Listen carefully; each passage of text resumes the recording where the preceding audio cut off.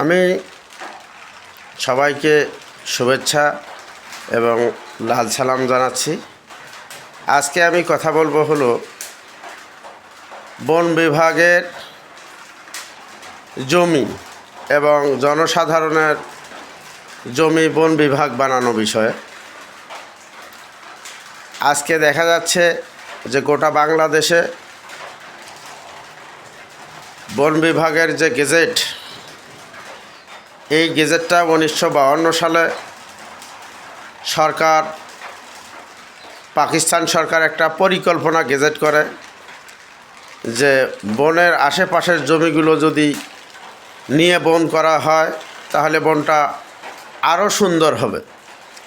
একটা খসড়া তালিকা করেন বিভিন্ন ব্যক্তির মালিকানা সম্পত্তি যাদের সিএসএসের রেকর্ড আছে, এই জমিগুলো গেজেট করেন। পাকিস্তান সরকার খসড়া গেজেট করে। এটা এই অবস্থায় ছিল 1985 সালে, অর্থাৎ বাংলাদেশ স্বাধীন হওয়ার পর এরশাদ সরকারের আমলে এই খসড়া গেজেটটিকে, পাকিস্তান সরকারের খসড়া গেজেটটিকে বাংলাদেশ সরকার বন বিভাগের গেজেট হিসাবে উল্লেখ করে এবং বন বিভাগের অবৈধ মালিকানা প্রতিষ্ঠিত করে, যা বেআইনি। বন বিভাগ যে আজকে গেজেট বলে জমি দাবি করে, এই সম্পত্তি সরকার বন বিভাগ কোনোদিন একোয়ার করেন নাই, অধিগ্রহণ করেন নাই, ক্রয় করেন নাই। অথচ বাংলাদেশ মাঠ জরিপে রেকর্ডে আবারও বন বিভাগের নামে রেকর্ড করা হয়েছে।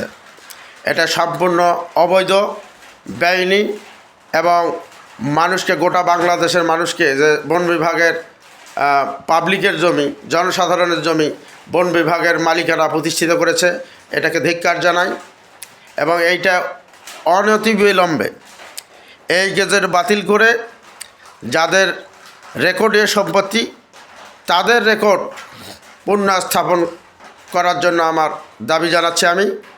মানুষ মামলা মোকদ্দমা হয়রানির শিকার হচ্ছে, বন বিভাগ গিয়ে গাছ লাগাচ্ছে, মামলা দিচ্ছে। এটা বিরত থাকার জন্য আমি অনুরোধ জানাচ্ছি। এইটা কখনোই বন বিভাগের জমি নয়। গেজেট দিয়ে জমি পাওয়া যায় না, সরকারকে জমি কিনতে হবে, বন বিভাগকে জমি কিনতে হবে। তা না করে গেজেট তৈরি করতেছে, অনেকে মামলায় যেতে পারতেছে না, এইভাবেই চলতেছে। বন বিভাগ এই একোয়ার না করে, জমি পাবলিকের কাছে ক্রয় না করে, রেকর্ডের সম্পত্তি যে রেকর্ড করেছেন প্রতারণামূলকভাবে বন বিভাগের নামে, এটা কর্তন করে পাবলিকের নামে করে দেওয়া হোক। এটা তাদের জনসাধারণের ন্যায্য দাবি এবং হাজার হাজার মানুষ, লক্ষ লক্ষ মানুষ তার জমি হারিয়েছে। আজকে রেকর্ডে বন বিভাগ উল্লেখ আছে, কিন্তু এই সম্পত্তি বন বিভাগের নয়। এটা আমি জোরালো দাবি জানাচ্ছি এবং সকল জনসাধারণকে সোচ্চার হওয়ার জন্য অনুরোধ জানাচ্ছি। যেখানেই বন আছে, শুধু দিনাজপুর নয়, নবাবগঞ্জ নয়, ঘোড়াঘাট নয়, হাকিমপুর নয়, বিরামপুর নয়, গোটা বাংলাদেশে এই গেজেট করা হয়েছে।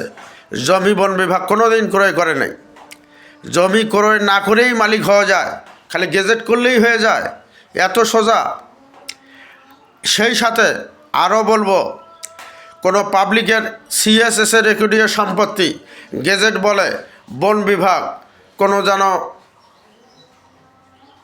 বাহাদুরি না করে এবং মালিকানা দাবি না করে, এটাও বলছি। সবাইকে আমি এই অনুরোধ জানাবো, এই বিষয়ে আলোচনা করেন, সোচ্চার হন এবং জমি ফিরিয়ে পাওয়ার জন্য আন্দোলন, আইনি লড়াই চালিয়ে যেতে হবে এবং আমি তাদের সঙ্গে থাকব। সবাইকে ধন্যবাদ।